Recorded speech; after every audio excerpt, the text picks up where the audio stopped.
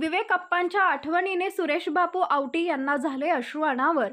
कालकथित विवेकराव कांबळे यांच्या स्मृतीनिमित्त मिरजेत समाजभूषण पुरस्काराचे वितरण। कालकथित विवेकराव कांबळे यांच्या स्मृतीनिमित्त मिरजेत समाजभूषण पुरस्काराचे वितरण करण्यात आले।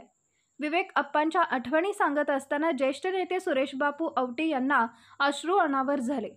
Republican party of India Athawale Sangli जिल्हा मराठा आघाडीच्या वतीने पुरस्कार वितरण सोहळा आयोजित करण्यात आला।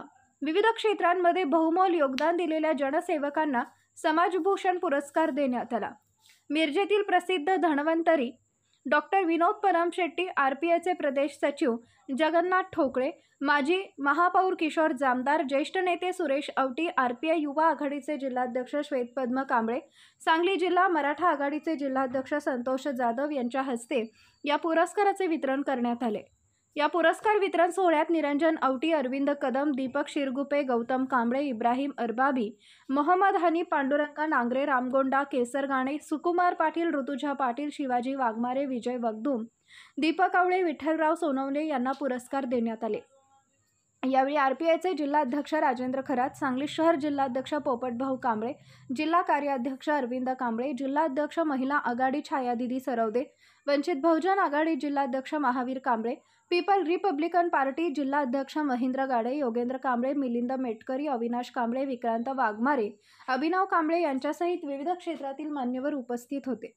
विवेक अप्पांच्या प्रमाणेच त्यांचे वारसदार श्वेतपद्म कांबळे यांच्यावर सुद्धा तुम्ही तितकंच प्रेम करा असं जनतेला आवाहन करून अप्पांचा वारसा पुढे चालू ठेवण्यासाठी श्वेतपद्म भैया यांच्या पाठीशी आम्ही सदैव राहू असा विश्वास माजी महापौर किशोर जामदार आणि ज्येष्ठ नेते सुरेश बापू आवटे यांनी यावेळी विवेक कांबळे साहेबांची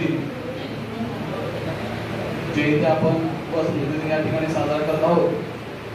त्यांच्या स्मृतिदिन जयंती साजरा करत असताना त्यांच्या पक्षाचे मराठा आघाडीचे जिल्हाध्यक्ष संतोष जाधव यांनी एक चांगला उपक्रम राबवलेला आहे।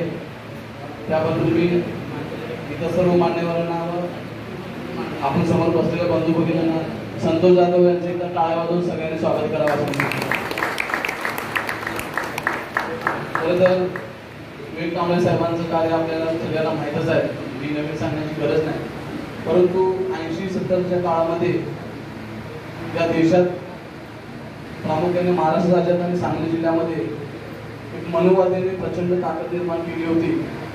त्याची ताकद पूर्ण या जिल्ह्यामध्ये पोहोचवली होती। त्याच्यामध्ये शासकीय कर्मचारी असतील, अस्पृश्य समाजाच्या तळागाळामधील नागरिक असतील, हे भयभीत असायचे आणि त्यांना लोकशाहीमध्ये जय भीम म्हणायचं सुद्धा त्यांची धाडस नव्हती।